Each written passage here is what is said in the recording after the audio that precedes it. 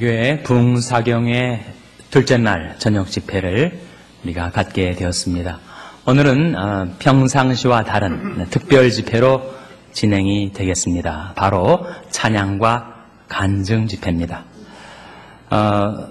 우리 김성수 목사님 특이한 이력을 가지고 계십니다.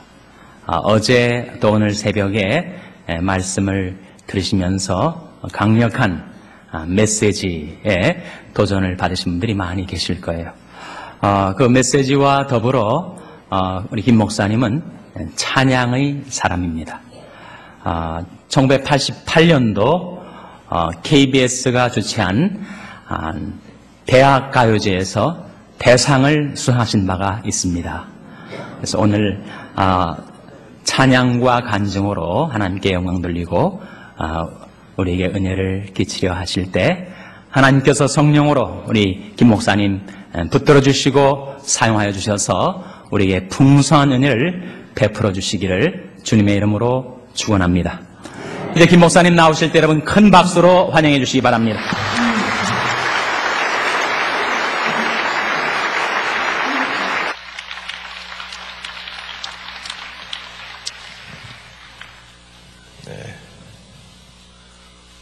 대학교에 대상 받았다니까 비웃으셨어요. 어디 가서 이런 대접 받아보기 처음이네, 진짜. 우리 어제하고 오늘 새벽에 우리가 이렇게 같이 예배 드리면서, 제가 다소, 조금, 좀, 저희 교회에 뭐 한 50%도 안 한 거지만, 무례한 단어나, 뭐 그런,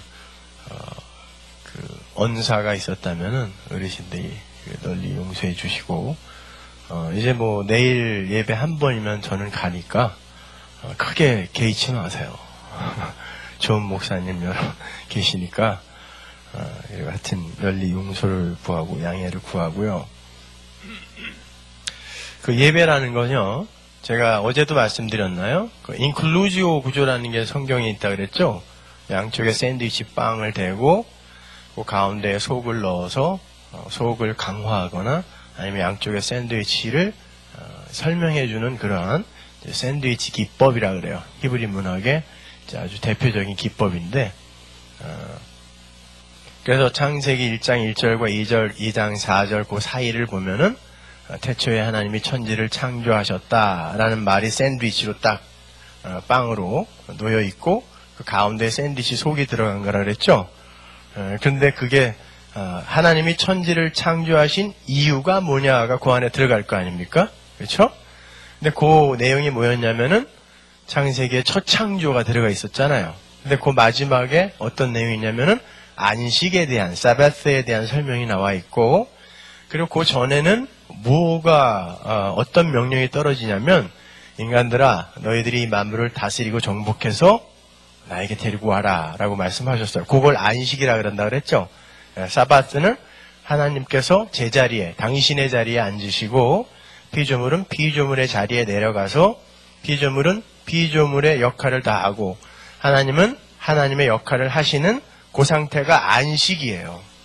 그리고 그 관계를 맺고 있는 두 어떤 존재가 그 관계가 요구하는 역할과 의무를 충실히 해내는 상태를 사다크, 의라고 해요.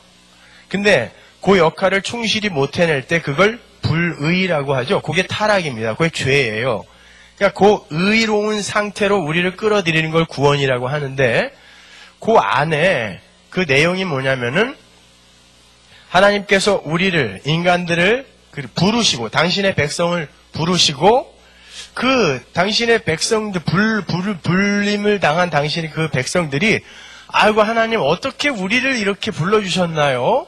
이렇게 하나님께 감사의 찬양을 하고, 그리고 내가 너희들을 어떻게 불렀는 줄 알아? 너희들은 어떤 존재였는데, 내가 이러한 은혜를 부어서 너희를 이렇게 불렀단다라고 하나님이 하나님 나라의 비밀을 말씀하시고, 거기에 대해서 또 우리가 그렇군요. 감사합니다. 하고 또 찬양하고, 그리고 하나님께서 다스리고 정복하여, 너희들은 이 모든 걸 다스리고 정복하여 내가 너에게 선악과 먹지 말라라는 그 명령을 했으니까 그 명령 안에서 나에게 순종시켜라라는 뜻이죠. 그러니까 하나님, 저는 세상에 나가서 세상을 정복하고 왔어요. 사람들은 돈에 대해서, 이 세상 명예에 대해서 거기에 절절매고 종이 되어서 사는데, 전부 돈의 종 되어서 살잖아요? 근데 저는요, 돈에게 다스림을 받지 않고 제가 돈 다스리고 왔습니다. 라고 헌금 내는 거고, 그게 다 복이란다. 베네딕션. 이게 예배란 말입니다. 그러니까 창세기 1장 안에 예배가 다 들어가 있는 거죠. 거기에서 인간은 드러나면 안 되는 거죠. 하나님의 영광과 하나님의 하신 일만 드러나야 되는데 거기에선 그렇기 때문에 기쁨이 넘쳐야 돼요. 나는 피조물의 자리, 저 만물의 찢기의 자리로 내려갔는데 그 하나님이 나를 당신과 방불하게 취급을 해줘요. 하나님 나라 가면 우리가 하나님이 누리는 모든 걸 함께 누리게 돼 있거든요. 어떻게 나를 죽은 흙을, 하나님이 생기 불어넣지 않으면 죽은 흙에 불과한 나를 어떻게 하나님이 누리는 걸 다 누리게 이렇게 해주셨나요? 감사합니다.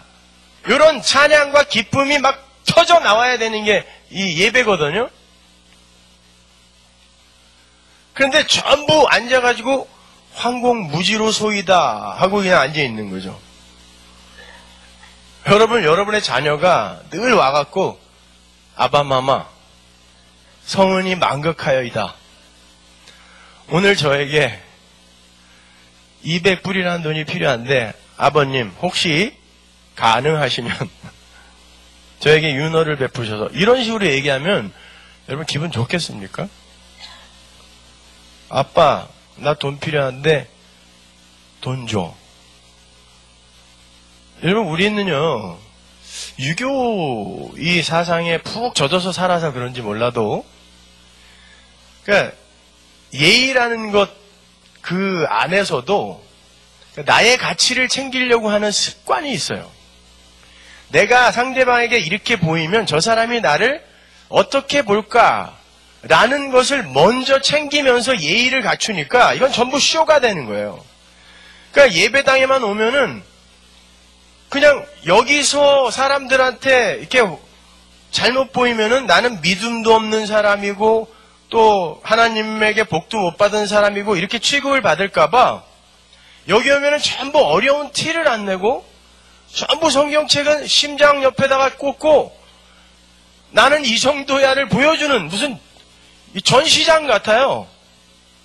집에서 맨날 머리채 잡고 박터지게 싸우면서 여기 오면 맨날 손잡고 다니고 우리는 아무 일 없는 거야. 왜냐면 남들이 우리가 사이가 안 좋은 걸 알게 되면 내가 믿음이 없는 자로 들킬까봐. 교회는 그런 곳이 아닙니다. 나는 그런 존재지만 하나님이 나를 택하셨기 때문에 나는 존귀한 존재라는 걸 여기서 드러낼 수 있어야 되는데 내 영광을 먼저 챙기고 내 가치를 먼저 챙기려고 하니까 여기서도 전부 황공무지로소이가 되는 거죠. 어떻게 하면 말을 좀 더 이 교회 언어로 골라서 쓸까? 그러니까 기도할 때도 전부 지겨워 죽겠어 아주 그냥. 맨날 듣던 얘기 또 듣고 그냥. 그렇지 않으세요? 그 어느 조선시대 얘기를 왜 아직까지 하고 있어요? 그 단어들 다 조선시대 얘기라니까요. 성경이 번역됐던 시대에. 여러분 아버지 앞에서는 자유로워지셔야 돼요. 뭔 형식이 그렇게 많아요? 왜 거기에 꽁꽁 묶여 있어요? 수고하고 무거운 짐진 자들아 내게로 오라고 했는데 예배당에 올 때 좀 이쁜 옷 입고 오세요. 잘 다려서 깨끗하게 좀 분위기를 칙칙하게 만들지 말라니까 왜 다 모란봉이에요? 위에 하얀 브라우스 까만 치마 이게 경건의 무슨 표지입니까? 넥타이도 좀 화려한 거 메고 오고 저는 어려서부터 재건파에서 자라갖고 짜장면도 못 사 먹었어요. 그리고 그게 맞는 줄 알았어요. 토요일날 교회에서 잤다니까요. 버스 못 타기 때문에. 그리고 밤새 철야하고 아침부터 새벽부터 예배해서 밤까지. 그래서 12시 지나야 집에 갔어요. 근데 그때 얼마나 하나님이 미웠는지 몰라요. 속으로 하긴 했는데 야 이게 도대체 어떻게 생긴 영감이길래 이런 걸 우리에게 요구하나. 여러분 우리 아버지는요 우리에게 진심에서 우러나오는 아버지라는 이 소리 듣고 싶어서 우리 창조한 거거든요. 그래서 우리에게 이렇게 예배를 허락하시고 사랑하는 우리 이 형제 자매를 허락하신 거란 말입니다. 근데 왜 여기 와서 전부 쇼하고 앉아 있어요? 여기서 자유롭게 내가 하나님의 백성으로서 난 지금 이런 고난을 겪고 있고 이렇게 살아가는데 당신은 어때? 야, 그래? 나도 그래.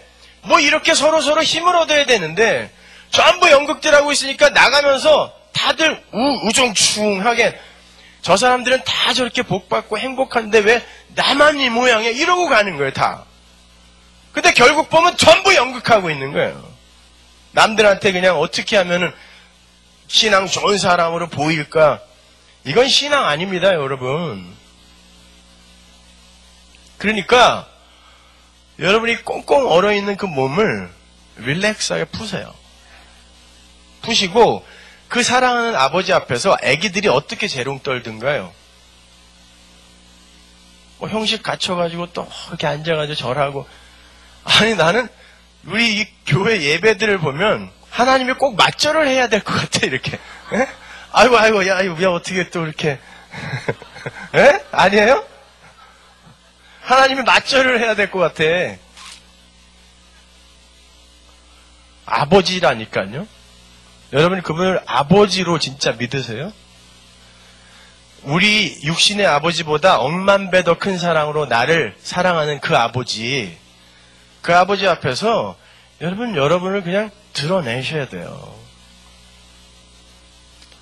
예배당에서 박수를 치는 거. 여러분, 그걸 왜 사람한테 박수를 친다고 생각하세요?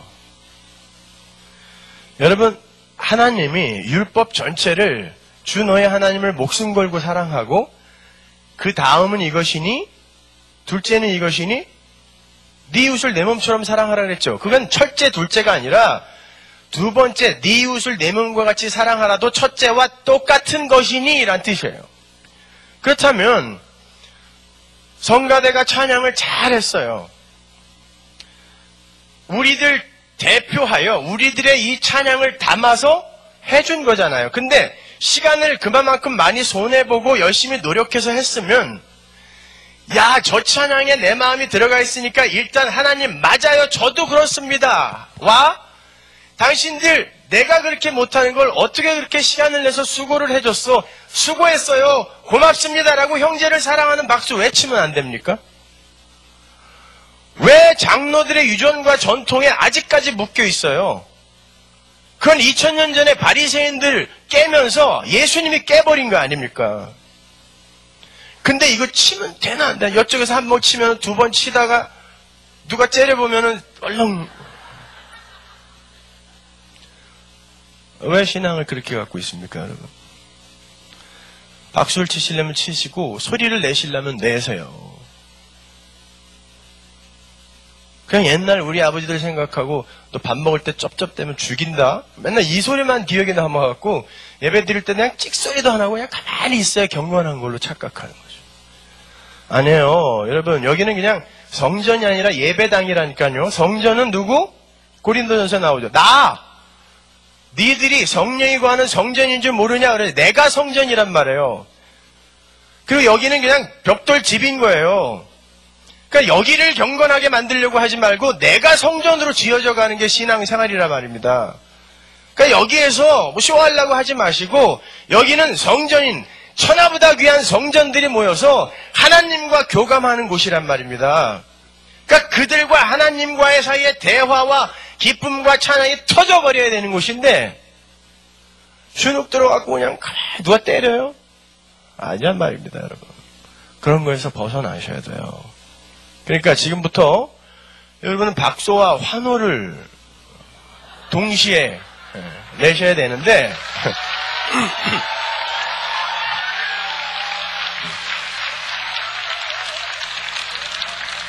그렇죠. 할 수 있으면서 말이야. 난 못하는 줄 알았어요. 여러분은 요거에 한 10배는 나와야 돼요. 아셨죠?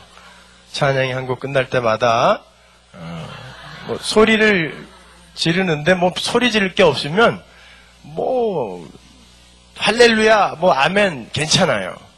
뭐 남편 욕해도 괜찮아. 안 들리니까 어차피. 하여튼 이렇게 하나님 앞에서 마음껏 좀 이렇게 터트려 버리세요.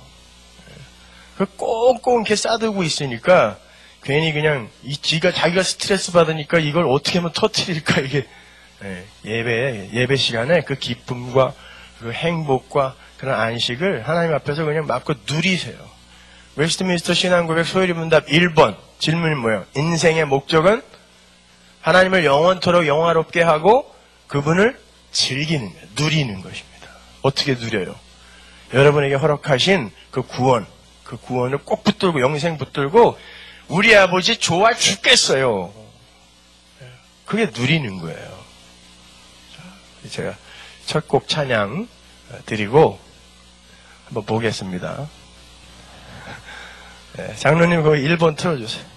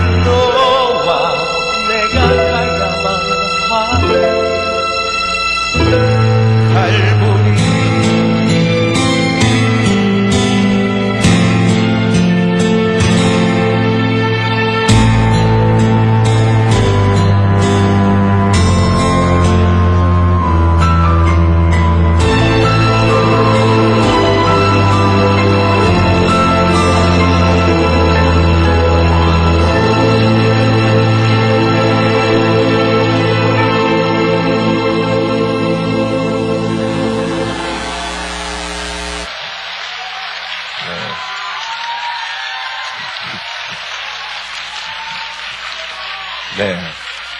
역시 저력 있는 교회예요. 수준이 있으시네요. 네. 이번엔 제가 아주 좋아하는 찬송인데요.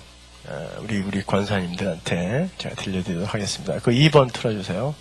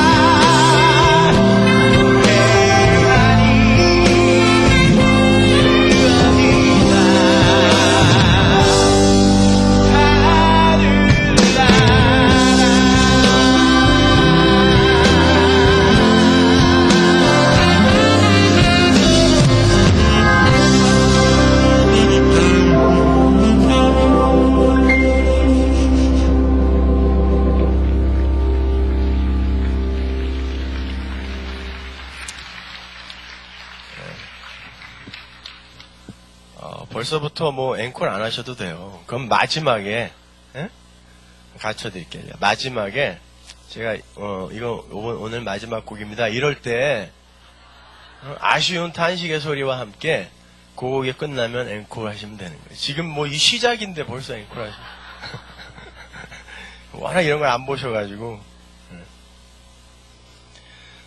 이 찬송은 제가 하나님 나라에 이미 내가 그 하나님의 백성으로서 그 에베소서 1장을 공부하다가 이렇게 완료되어 있는, 우리가 창세 전에 하나님의 아들들이 되었다라고 이렇게 하나님이 과거 시제로 이야기해 주시는 그 부분이 마음속에 이제 콱 탁 꽂혔을 때, 와, 창세전에 내가 하나님의 아들이 되었다면 지금 그 완료된 미래가 지금 이 지상에서 좀 거꾸로 이렇게 펼쳐지고 있는 거거든요. 내 인생이라는 건. 그렇죠? 그러니까 완료된 미래가 이미 우리에게 주어졌다면 그게 이제 하나님의 백성이에요. 하나님 나라 백성. 그 완료된 미래가 주어졌다면 지금 이미 완료되어 있는 미래 속에서 흘러나오는 시간이라는 걸 내가 지금 이렇게 맞받아 치면서 올라가는 게 우리의 인생이잖아요. 그런 걸 생각하면 사실 우리의 인생이라는 게 별거 아니거든요. 결국 그 지점에 가서 내 인생을 이렇게 돌아봤을 때, 아, 조기의 조사건이 없었으면 내가 여기로 이렇게 안 왔겠구나. 요 사건도 내 삶의 각 지점에 에베네셀의 돌을 찍어주신 게 우리 하나님이구나를 여기서 볼 거 아닙니까? 그죠? 근데 우리는 이쪽에서 자꾸 보다 보니까 힘들어 죽겠어. 여기 가서도 이건 언제 해결돼야 될 거야? 여기 가서도 뭐 이러고들 앉아있는 거죠. 아니요, 여러분은 하나님 나라 백성으로서 이미 완료돼 있다니까요. 그들이 그걸 확인한 자들이 초막이나 궁궐이나 그 어디나 하늘 나라가 되는 거거든요. 근데 그게 어떻게 내 마음속에서 믿어지지 않는 사람들이 어떻게 초막에 가서 그걸 하나님 나라로 살 수 있어요? 아니란 말이죠. 그러니까 여러분 지금 각자가 뭐 여러 가지 뭐 다른 상황과 환경 속에서 여러 가지 다른 사건들을 경험하면서 사실 텐데 결국 그것들이 전부 합력하여 선이 되어 나를 하나님 나라에 이렇게 세우는 데 필요한 거지 않습니까?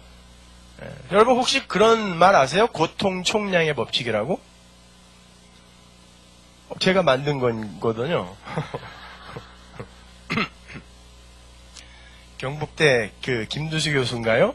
그 사람의 최근 신간이 지랄 총량의 법칙이라는 책이 있어요. 뭔지 아세요? 사람들이 평생 동안 떨 지랄은 정해져 있다는 거예요. 양이. 그러니까 사춘기 딸을 키우다 보니까 이 애가 그렇게 착했던 애가 사춘기가 되니까 이렇게 지랄을 떨더라는 거예요. 집에서. 학교에서도 그러고. 그래갖고 카운셀링을 하러 갔더니 그분이 그러더라는 것이죠. 모든 인간이 다 평생 동안 내놓을 수 있는 거는 일정한데요. 그걸 조금 일찍 사춘기 때 내어놓는 사람이 있고 아니면 늦바람 들어서 뒤늦게 지랄 떠는 인간도 있으니까 그냥 그러려니 하세요. 그랬다는 거죠. 기독교는 성도들에게 있어서 고난이라는 건요. 성도는 반드시 그걸 통과하여 하나님 나라에 가야 되기 때문에 정해져 있어요. 여러분이 지금 하나님이 여러분에게 허락하신 거기에서 빠져나가면 반드시 그게 다음 사건으로 이월됩니다. 거기서 반드시 겪으셔야 돼요. 그러니까 지금 여러분이 겪고 있는 그 상황 속에서 왜 나만 이렇게 힘들어? 라고 이야기하지 마시고 왜 우리 교회만 이렇게 힘들어? 이렇게 생각하시면 안 돼요. 하나님은 우리에게 감당할 만한 시험을 주신다 그랬죠. 그게 헬라어 원어의 뜻이 뭐냐면 누구나 다 겪는 시험이라는 뜻이에요. 그러니까 누구나 다 겪고 있는데 그냥 내가 그거 겪고 있다는 걸 사람들에게 들키면 내가 신앙이 없는 사람으로 이렇게 들켜질까봐 아닌 척하고 있는 거지. 다 똑같아요. 다 겪고 있어요, 여러분. 속지 마세요. 그러니까 나만 힘들다고, 나만 제일 고통스럽다고 생각하시면 안 돼요. 왜 재벌 회장들이 왜 목을 매달아 죽어요? 그만큼 힘들었던 거예요, 그 사람도요. 그러니까 나는 그래도 야, 돈 많은 상태에서 힘들었으면 좋겠다. 진짜 그러세요? 아니란 말입니다. 우리는 하나님의 백성으로서 반드시 겪어야 할 고난의 양이 있어요. 그러니까 지금 여러분은 그 과정을 통과하는 것일 뿐이에요. 근데 그거 겪고 나면은 하나님 나라에 다시는 타락할 수 없는 하나님 나라의 용사가 되는 거거든요. 우리가 그런 의미에서 군대에서 훈련들을 잘 이기는 거 아니에요? 유격훈련 같은 것들. 그거 뭐 힘들어서 어떻게 견뎌요? 근데 그게 끝나고 나면 내가 이제 용사로서 거듭나고 그거에 목적이 있으니까 견뎌내는 거잖아요. 우리의 고난의 삶은 다 목적이 있으니까. 그래서 하나님이 우리에게 이런 사건들을 허락하시는 거잖아요. 그러니까 잘 견디시면 돼요. 제가 미국에 온 게 한 12년 됐어요, 이제요. 그리고 그 전에는 뭐, 한국에서, 저희가 목사님이 조금 아까 말씀하셨던 것처럼, 대학가요제 나가서 상도 받고, 또 대학을 졸업하고, 여러 가지 일들을 하고 했는데, 제 아내가, 당신은 목사를 해야 된다고, 그러는 바람에, 저는 떠밀려서 목사가 된 거예요. 근데 목사보다 사모가 훨씬 힘든 거 아시죠? 머리 짧으면 짧다고 뭐라 그래. 기르면 길다고 그래. 햄버거 먹으면은 불쌍한 척 한다고 그러고. 고기 먹으면은, 야, 사모가 돈도 많다. 그러니까 맨날 징징거리더라고, 처음에. 그래서 제가 그랬죠. 당신이 하자 그랬잖아. 그러니까 요즘은 찍소리도 못하고 힘들어도 그냥. 저희 아내가, 당신은 목사가 돼야 된다고. 그래서 목사가 되려고 그런 건 아니고, 어려서부터 제가 진리에 대한 그런, 탐구열이라고 할까요? 그런 게 굉장히 좀 이렇게 강했어요. 그래서 저는, 아주 아기 때부터 할머니 등에 업혀서 교회를 다녔거든요. 제 고향이 평택인데, 그 이름도 유명한 경기도 평택군 청북면 삼계리옹포 365번지. 거기에서 저희 선교사님들이 오셔서 작은 사랑방 하나를 이렇게 만들어 두셨어요. 외국 선교사님들이 오셔가지고. 그래서 그 마을 전체가 다 복음화가 됐어요. 그래가지고 그 마을 사람들이 심리 밖에다가 이제 십시일반으로 쌀을 조금씩 모아서 교회를 예배당을 하나 건축을 했죠. 그게 지금도 있어요. 제가 거기 가서 목사 된 다음에 설교를 했잖아요. 거기에서 그렇게 신앙생활을 시작하고 서울에 올라와서도 제가 이제 5살 때까지 할머니, 할아버지가 저를 키우셨거든요. 제가 김해 김씨 안경공파, 장손이기 때문에 할머니, 할아버님이 저를 이제 키우시다가 유치원 들어갈 무렵 돼서 이제 제가 서울에 올라와서 뭐 계속해서 신앙생활을 했어요. 신앙생활이라기보다는 하나님이 이제 교회 출입을 하게 만들어 주신 거죠. 근데 대학교 들어가서 진짜 신앙에 대한 회의를 갖게 됐어요. 저는 고등학교 졸업할 때까지 빵집에도 한 번 안 갔어요. 빵집에 가면 죄 짓는 건 줄 알았어요. 그러니까 학교, 집, 도서관, 교회 이 4군데 이외엔 가본 적이 없어요. 고3 때까지. 사람들이 코미디 같은 데서 야 옛날에 나는 학교, 집, 도서관밖에 안 다녔어 뭐 이러잖아요. 사람들이 와 웃죠. 저는 왜 웃나 그랬어요. 진짜 제가 그랬거든요. 교회에 5일씩 가 있었으니까요. 그때는 뭐, 이 복사기도 없어가지고, 이렇게 기름종이에다가 써서, 주보도 다 밀어야 됐고, 그리고 제가 또 노래를 이렇게 잘하니까, 성가대를 중학교 때부터 해서, 어른 성가대를. 거기다가 그때는 찬양이라고는 4개 강 같은 평화밖에 없었거든요. 근데 내가 국민학교 6학년 때부터 기타를 쳐가지고, 뭐, 찬양팀이라는 걸 또 그때 벌써부터 제가 했어요. 저희 아버님이 6학년 때 기타를 하나 사주셨거든요. 생일 선물로. 그러니까 교회에 5일씩 가야 돼요. 그리고 또 그때는 일할 사람이 별로 없으니까 누가 이렇게 일을 하면은 꼭 그 사람한테 다 시켰어요. 쟤는 시켜도 되나 보다 그러고. 그래서 저는요, 그거 다 하고, 그리고 이제 나머지 시간에 공부했어요. 근데도 서울대 갔다니까요. 그래서 저는 애들이 뭐 교회 때문에 성적이 떨어졌어요 그러면 한 대 때려주고 싶어요. 나는 5일씩 갔다 교회에. 너는 교회 갔다가 그 나머지 시간에 또 딴 일을 하니까 공부를 안 하는 거지. 교회 때문에 공부 못한다는 그따구 소리 하지 말아라. 제가 그래요. 근데 대학교 때 딱 들어갔는데 그렇게 열심히 신앙생활을 했는데 솔직히 얘기해서 그때 당시에 우리 부흥의 세대였거든요. 그때 뭐 걸핏하면 교회에서 부흥회를 하는데 진짜 거기를 거의 한 번도 안 빠지고 제가 다 찾아다녔어. 동네에서 하는 거는. 제가 방배동에 살았거든요. 그 주변에 그동안 그 전에 뭐 교회들이 막 갑자기 방배동 카페골목 이런 게 막 생기고 그러면서 교회들이 막 생겼는데 각 교회마다 부흥회들을 하는데 그냥 정말 너무 알고 싶어갖고 다 찾아다녔는데 그때는 전부 설교 내용이 뭐였냐면 주일 성수하여 구원받고 11조하여 복받자가 다였어요. 그리고 건축할 때쯤 부흥사 모셔다가 이 짜는 거.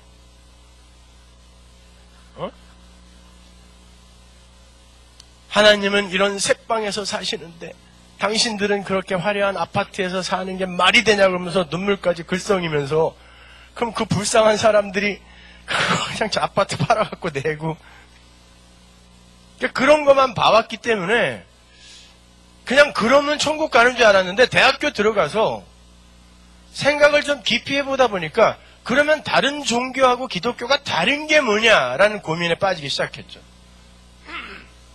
그렇게 해서 복 받는 게 기독교의 목적지라면 기독교가 다른 종교가 다른 게 뭐냐.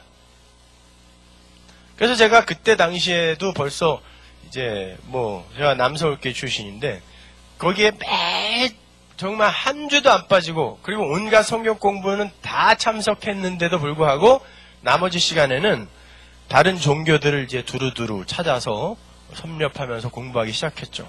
그래서 제가 그 동양 철학부터 공부를 했어요. 그래서 그 대순진리회라고 아시죠? 혹시 이 중에 그 출신들 계세요?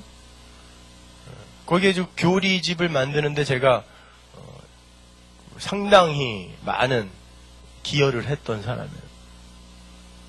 그 교주한테 그 동생분한테 직접 제가 사사받았어요. 동양 철학에 대해서 노자, 장자, 주역까지 정통으로 배웠죠. 그래서 요즘도 생년월일 시만 주시면요 어차피 통계니까 대충 맞출 수 있어요. 제가 마음만 진짜 악하게 먹었으면 새로운 교인들 오면 생년월일 시 뒤로 알아갔고요. 예언 막 해줬으면은 진짜 아주 신통한 목사 LA에 나타나다 신문에 났을지도 몰라요. 대충 맞아요. 대충 맞고 그리고 이렇게 얘기해주면요. 아니 어떻게 그걸 아셨어요? 그리고 자기가 얘기 다 해요. 그러면은 다 듣고 있다가 나중에 제가 또 얘기해주면은 그걸 또 어떻게 알았냐고. 그러니까 이미 믿으려고 넘어가려고 그냥 작정하고 온 사람들은 그러니까 점집에 가면 여러분 말리는 거예요. 그렇게요. 그러니까 주역이나 동양철학 같은 걸 보면서 많은 그 기적들을 경험했죠. 그런 그 도가사상. 그 도가사상에 그 빠져있는 사람들은 그 도인들이 많아요. 도인이라고 아세요, 여러분? 그 사람들은 진짜 이게 축지법을 쓰고 그래요. 무협지에 나오는 것처럼 여기서 슝 사라지고 이런 게 아니라 진짜로 땅을 줄여갖고 다니는데 발자국이 일자로 딱 찍혀요. 근데 굉장히 보통 사람의 보폭보다 크고 빨라요. 그런 어떤 사람들의 그런 그 신비적인 그 모습들 이런 것들을 많이 보고 그리고 그 절의 선방 같은 데 가서 불경을 정식으로 공부하고 또 거기에서 동안거 하한거까지 다 들어갔다 오고 그랬으니까요. 거기 가면은 스님들이 이렇게 공중부양을 자유자재로 하는 분들이 많아요. 그 참선을 오래 하고 그런 사람들은 붕 뜹니다. 여러분 그 숭산이라는 분이 여기 LA의 알링턴 길에 달마사 개척하신 분이에요. 그분이 하버드를 어떻게 한 번에 먹었는 줄 아세요? 청교도가 세운 그 학교를. 그분이 이 미주 포교 원장이었거든요. 근데 영어가 돼요? 뭐가 돼요? 그래서 하버드에 가서 강연하다가 도저히 사람들이 못 알아듣는 표정이니까 그냥 앉아서 떴어요. 이만큼. 그랬더니 하버드가 홀랑 넘어갔죠. 거기서 형각이라는 사람이 쫓아가가지고 지금 한국에 굉장히 유명한 스님이 되어 있는데 그런 거예요. 그러니까 저는 이 기독교에서 일어나는 기적들을 보면은 야 다른 종교에서 했던 걸 다 기독교가 저렇게 주워 먹고 앉아 있구나. 은이빨 금이빨로 변하는 거 300년 전에 이슬람교에서 했던 겁니다. 그걸 인져서 무슨 날개니 뭐니 해가지고 여기서 기독교에서 다시 주워 먹고 앉아 있죠. 여러분 그게 우리의 신앙과 무슨 상관이 있습니까? 우리의 신앙과 그런 기적과는 아무 관계가 없어요. 믿음이 뭐예요? 믿음은 보이지 않는 것들의 증거고 보지 못하는 것들의 증거고 보이는 것은 나타난 것으로 된 게 아니거든요. 그러니까 믿음은 보이지 않는 걸 실체로 받아들이는 어떤 능력이거든요. 그렇다면 내가 어떤 것을 자꾸 기적을 확인하고 밟으면서 기적을 밟으며 가면 그건 뭐라 그래요? 인식이라고 하는 거예요. 믿음은 내 삶 속에 기적이 나타나지 않아야 믿음을 발휘할 수 있는 기회가 오는 거예요. 하나님이 함께 계시는 사람들에게서 나타나는 믿음은 내 눈에 뭐가 안 보여야 돼요. 노래는 잘하대요. 이 눈에 아무 증거 아니 배워도. 에? 내 귀에 아무 증거 안 들려도 믿음만을 가지고서 늘 걸으면. 근데도 왜 우리는 기도가 늘 보여주세요, 보여주세요입니까? 마지막에 가서 천국문 앞에서 하나님이 그럴 거라고요. 얘야, 입장권 내놔, 믿음 내놔, 그럴 거라고요. 믿음. 근데 삶 속에 기도하는 족족 들어진 사람들은 인식을 하면서 갔거든요. 믿음을 내놓을 기회가 없었거든요. 오긴 왔는데 믿음 내놔, 그럴 때 내놓을 게 없어요. 그런데 내가 원하는 대로 별로 들어진 게 별로 없어. 5만 번 기도했더니 2번 들어졌어. 택시 한번 오게 해주세요 하고 잃어버린 직업 찾게 해주세요. 그 이후에는 들어진 적이 없어. 제 얘기하는 거예요. 근데 하나님 앞에 갔더니 하나님이 믿음 내놓으래. 삶 자체가 다 믿음인 거예요. 여기까지 온 것 자체가 믿음이 없으면 올 수가 없는 거. 벌써 목매달아 죽어야죠, 그거는. 근데 살아서 하나님 앞에 가 있는 거예요. 이걸 믿음의 힘이라고 하는 거예요. 여러분, 믿음은 1차적으로 우리의 믿음이 아니라 아버지의 믿음입니다. 믿음은 내가 소유하는 게 아니에요. 아버지의 믿음이 뭐냐면 아버지가 자녀를 보고 아빠는 네가 나중에 커서 아주 착하고 훌륭하고 정직한 사람이 되리라고 믿는다 라고 아빠가 아빠의 믿음을 아이한테 얘기할 때 그 믿음 안에는 아버지의 소원과 희망이 들어있는 거죠. 그런데 그 아버지가 전지전능한 분일 땐 어떻겠어요? 나는 너를 반드시 내 나라에 데리고 올 걸 나는 믿는다. 너는 반드시 내가 만든 그 하나님 나라 천국에 들어올 거야. 난 아빠는 그거 믿어. 라는 아빠의 믿음이 우리에게 던져질 때 그 믿음 안에 능력이 함께 온다고요. 전지전능한 분이기 때문에. 그러니까 그 믿음이 나를 끌고 가는 거예요. 거기에서 내 주관적 믿음, 이런 하나님이라면 내가 믿어야 되는구나라는 주관적 믿음이 격발되는 게 우리 신앙생활이거든요. 근데 우리는 우리의 믿음을 갖고 그 믿음으로 어떤 능력을 자꾸 행하려고 하니까, 그러니까 우리의 눈에 어떤 기적이 보여야 된다고 생각들 하는 것이죠. 아니에요. 타종교에 그런 건 훨씬 많아요. 범호사 같은 데 가면은 그 스님들이 실제로 암 환자들 그 환부에다가 손 넣어서 뭐 끄집어내기도 하고 뭐 그래요. 원래 진짜 일반적인 상태에서 그러면 죽어야 돼요, 그 사람. 근데 산다니까요, 여러분. 300km 가까이 되는 주지스님이 막 3단 돌려차기로 풍경을 차기도 하고, 그런 거는 우리들의 이 이성 밖의 일들이에요. 근데 타종교에서 그런 게 많이 일어나요. 힌두교 교사들요, 그 사람들, 그리고 뭐 구루들 있죠, 이슬람 구루들. 그런 사람들은 진짜 무슨 뭐 TV나 이런 데 나와서 사기치는 그런 인간들 말고, 진짜 숨어서 돛 닦는 이들은요, 100m 절벽 위에서도 1m 정도 공중 부양을 해서 설교하는 사람들도 있어요. 그러면 그런 게 진짜 어떤 신령한 존재의 힘에 의해 그렇게 되는 거라면 그 사람들 쫓아다녀야죠, 그러면요. 저도 선방에서 한번 떠봤거든요, 이렇게. 한 30cm 붕 뜨니까, 이 사람이 이게 기고만장해지더라고요, 그때부터. 저도 처음에 개척할 때 잘 안 되면 그냥 설교에다 한번 떠야 되겠다. 그 다음에 꽉 채우는 거지, 그냥. 안 그러겠어요? 사람들이 그렇게 미련하다니까요. 그게 신앙하고 무슨 상관입니까? 애굽의 술사들도 강을 피로 만들었다니까요. 개구리 만들어냈단 말입니다. 마술사 시몬? 사도행전에 나오는 시몬이, 여러분 마술했다니까 무슨 뭐 모자에서 뭐 비둘기 만들고 이런 거 아니에요. 사람들이 깜짝 놀랄 만큼 엄청난 기적들을 행하고 다녔단 말입니다. 그래서 당시에 초대교회 사람들이 놀랬다고 그러잖아요. 다른 종교인들도 다 하는 거, 그런 거 말고 우리에게는 믿음으로 주어지는 게 있잖아요. 하나님이 진짜 믿어지고 그분이 나에게 주신 영생이라는 게 믿어지면 그거 이외에 다른 게 뭐가 필요해요? 내 삶 속에 기적이 좀 나타나면 어떻고 안 나타나면 어때요?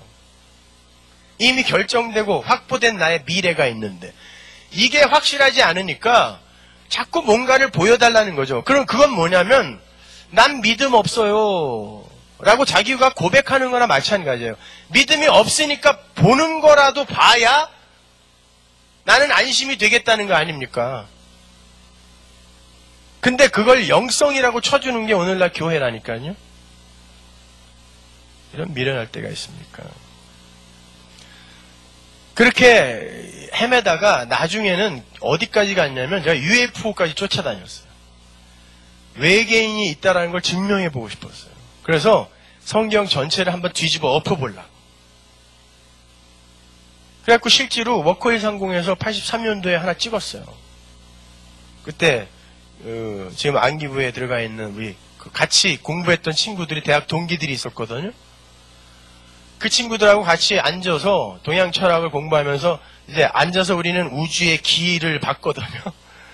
봤다 보면 외계인과 교신이 가능하다고 이렇게 믿겨져요. 그러니까 이 착각들을 하는 게 이렇게 미치는 거예요. 잘못하면. 그러니까 왔다 그러면 뛰는 거예요. 카메라 갖고. 그래서 워커힐 앞에 갔는데 진짜 뭐가 뻥 떠 있는 거야 하늘에. 찍어서 일간 스포츠 전면에 놨었어요. 일면에. 워커힐 상공에 UFO 출현.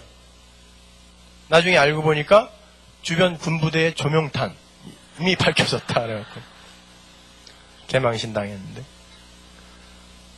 하여튼 그렇게 어떻게 해서든지 하나님이 없다라는 걸 증명해보고 싶었어요. 왜냐면 고3 때까지 빵집도 한번 못 가봤는데 대학교 들어갔더니 아니 세상에 이런 세상이 있는 거예요. 대학에 딱 들어갔는데 일단 치마 입은 여자가 있어 학교에. 그리고 그때 당시엔 1,000원만 내면 콜라 한 병을 갖고 고고장이라는 데를 가면은 밤새 놀 수가 있는 거예요. 야, 이런 별천지가 있었구나. 거기다가 저는 또 저희 그 집안 자체가 체질이 이 술, 담배가 잘 맞아요. 그리고 집안 전체가 다 두주불사였어요. 조상들이 다 술 때문에 돌아가셨는데 저도 빵집 한번 안 가봤는데 대학교 입학하는데 아버님이 술을 가르쳐 주셨어요. 이제 대학교 들어갔으니까 어른한테 주도를 배워야 된다 그래가지고 맥주집에 가서 생맥주를 한 잔 딱 시켜주시더라고요. 그리고 주도를 가르쳐 주셨어요. 받을 땐 어떻게 받고 마실 땐 어떻게 마셔야 되고 다 가르쳐 주시고 난 다음에 자 마셔라. 그래서 돌아서서 원샷으로 한 번에 다 마셨죠. 근데 너무 짝짝 붙는 거예요, 입에. 맞아요. 체질에 내가 그게. 다음 잔을 따라주셨는데 또 그걸 그냥. 그래서 제가 제일 많이 마셔본 게 소주를 거의 한 16병 정도씩 마셨으니까.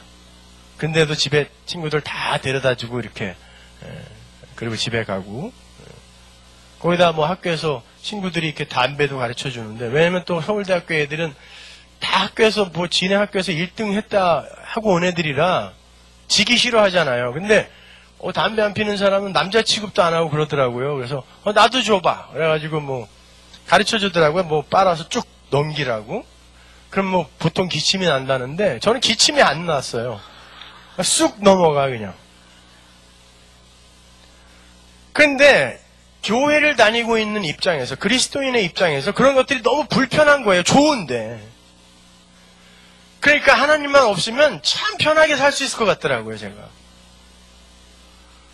근데 결국 나중에는 그렇게 열심히 하나님이 없다라는 걸 증명해 보려고.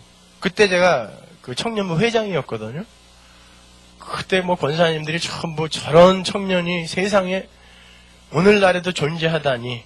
저건 정말 천연 기념물이다 그랬는데 저는 뒤로는 다 할 거 다 하고 그렇게 UFO까지 쫓아다니고 그러고 다녔다고요. 그러다가 정말 내가 성경을 이렇게 공부해 본 적이 있나 한번 돌아봤어요. 그때 부흥회를 쫓아다니면서 설교는 많이 들었지만 복음에 대해서 들어본 적이 없었어요. 예수에 대해서 들어본 적이 없었고 이렇게 사세요. 내지는 이러면은 하나님이 이렇게 복 줄 거예요. 이따오 얘기만 들었기 때문에 거기다가 그때는 책도 별로 없었어요. 죽으면 죽으리라 이외에는 기독교 서적이 나온 지가 얼마나 돼요? 몇 년이나 됩니까? 한국에. 그러니까 뭐 공부할 방법도 없었고 그냥 교회에서 듣는 설교 위주로 그냥 그랬는데 듣는 설교는 매일 그거야. 그냥 똑같이. 그러다가 성경을 공부해야 되겠다 라는 마음을 먹고 성경을 보기 시작했죠. 그리고 그때 만난 박영선 목사님에 의해서 성경이 어떻게 구성이 되어 있는지를 구체적으로 배웠죠. 유학 갔다가 바로 오셔갖고 그때부터 이 정리를 하기 시작했는데 이게 성경이구나를 저는 그때부터 알았어요. 참 좋다, 재밌다, 그리고 이게 기독교구나 이렇게 이제 정리를 했죠. 그러다가 저희 아내랑 이제 결혼을 하게 됐어요. 근데 맨날 와가지고 그냥 새벽마다 뭐 새벽기도 하고 또 뭔 일만 있으면 맨날 기도하고 저는 그게 별로 그렇게 탐탁치가 않더라고요. 왜냐면 그때까지 저희 부모님은 아버님은 독실한 그 유교 그러니까 선비 집안에서 그냥 선비로 자라신 분이고 어머님은 불교 신자였어요. 할머니만 예수를 믿었기 때문에. 근데 며느리가 하나 들어왔고 집안을 완전히 풍지박산을 만들어 놓은 거죠. 그 새벽기도 가지 말라는데 네. 그리고 다음날 또 가. 집안에 그냥 이 우환이 넘치고 그러다가 저희 아내가 저의 그 비범함을 먼저 알아차린 것 같아요. 자, 그때 이제 찬양 사역을 어떻게 하게 돼가지고요. 그 윤영주 장로님이 그땐 집사님이었는데 찬양 CD 하나만 내자고 그래갖고 그때 그 CD를 하나 내고 나니까 신문, 기독교 신문하고 극동방송 뭐 이런 기독교 방송 이런 방송국에서 야, 대학교 이제 대상 출신 그리고 서울대를 졸업한 사람이 모든 걸 다 버리고 찬양을 하기로 헌신했다고 이렇게 기사를 쓴 거예요.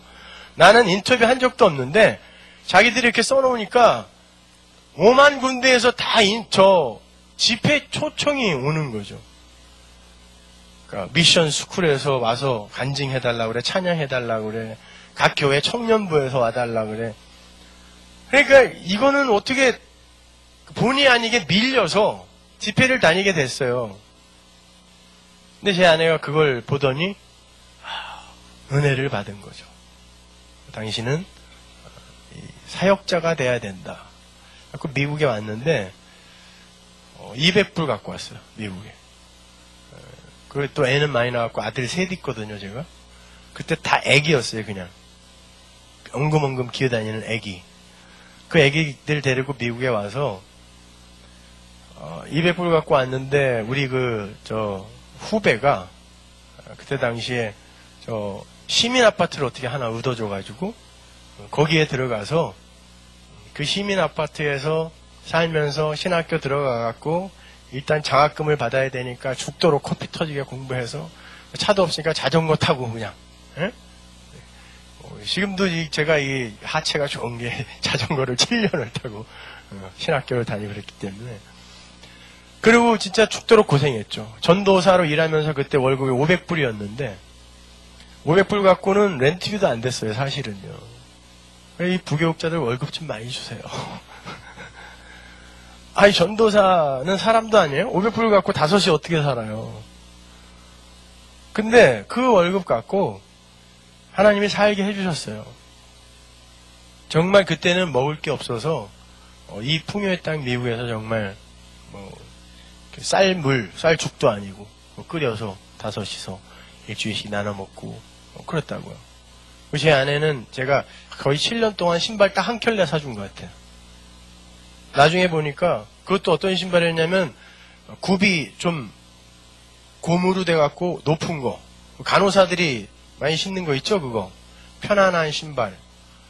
나중에 보니까 다리가 이렇게 휘었어요. 그래서 원래 안 휘었는데 왜 이렇게 휘었냐 했더니 뒷굽이 다 이렇게 한쪽으로 이렇게 달아갖고 근데도 그거 신고 다니더라고요. 그러니까 그 정도로. 그래서 한 번은 저희가 이제 그 차가 없어갖고 우리 애기들이 유치원 다닐 무렵쯤 돼갖고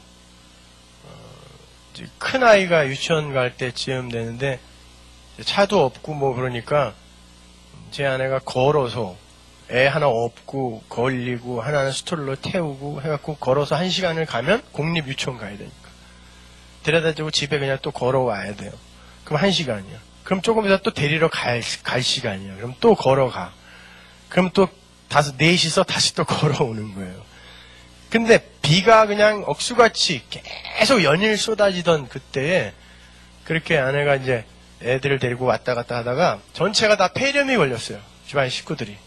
그래갖고 제가 기도를 했죠. 하나님께. 하나님, 정말 내가 하나님한테 뭐 달라는 기도 여태 한 번도 안 했는데 내가 한 번만 하겠습니다. 차 한 대 주십시오. 그래서 차 한 대 주십시오. 안 그러면 저 갑니다. 나는 그렇다 치고 애들하고 와이프는 뭐냔 말이에요. 근데 일주일 있다가 어떤 집사님께서 교회 집사님께서 전도사님 우리 식사합시다. 이렇게. 저는 그때 그분들을 잊지를 못해요. 어려울 때 곁에서 그렇게 조금 이렇게 도와주면 평생 잊지를 못해요. 그래서 우리는 그때는 뭐 진짜 모든 약속이 다 취소해요. 누가 뭐 먹자 그러면. 일단 거기부터 가고 나머지 약속은 그 뒤를 미루는 거지. 그래서 그 중국집에 가가지고 그분이 그냥 배 터지게 먹여줬어요. 그래서 다 먹고 가려고 하는데 그분이 LA에 있는 어떤 이 자동차 딜러로 데려가셔갖고 조그만 차를 하나 리스를 해주셨어요. 비즈니스가 지난달에 너무 잘 돼서 이걸 어떻게 써야 될까 이제 기도를 하는데 전도사님이 차가 없다라는 게 자꾸 마음에 걸리더라는 거죠. 그래서 자기가 이제 그 뭐 회사에서 그렇게 리즈를 하면 비용 처리도 되고 뭐 그런다면서요. 그래서 리즈를 하나 해주고 그렇게 좀 편안하게 학교를 다니게 해야 되겠다 싶어갖고 조그만 차를 하나 리즈를 해줬는데 야 참 그렇게 그 차 냄새 아시죠? 그 새 차에서 나는 그 제가 한국에 있을 때는 그 정주정 회장하고 똑같은 차를 타고 다녔었는데 이 조그만 그 바람 불면 막 날아갈 것 같은 응? 가다가 껌 밟으면 쓰는 차 있잖아요. 응? 코너 돌 때 쇼트트랙 선수처럼 손 짚고 돌아야 되는 거. 근데 그게 그렇게 고마울 수가 없는 거예요. 그래서 우리 5이서 그걸 타고 내려오면서 이야 진짜 하나님 살아계신가 보다. 어? 어떡하냐 이거. 그리고 내려왔어요. 근데 얼마 있다가 이제 아파트에서 저희가 쫓겨날 상황이 됐어요. 그러니까 원래 그 원베드룸은 5식구한테 안 빌려줘요. 그래서 애가 하나라 그랬거든요. 근데 곧 들켰죠. 뭐 우리 애들이 가만히 있어요. 셋이서. 남자 셋이면 시너지 효과가 있습니다, 여러분.